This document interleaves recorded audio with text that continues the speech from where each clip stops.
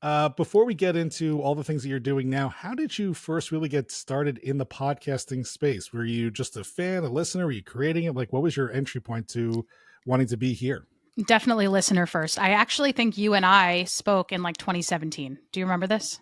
Yes, possible. Yes, a million years ago. 4 So or you 5 are shows definitely ago. you're definitely part of my early understanding the podcast landscape story.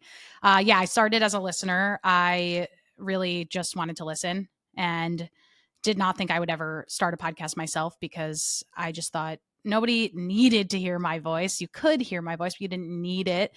And I still, I'm not ever going to say like you must listen to my podcast about podcast recommendations, but I do try to bring something new to the space in that way and provide some podcast discoverability mechanisms there.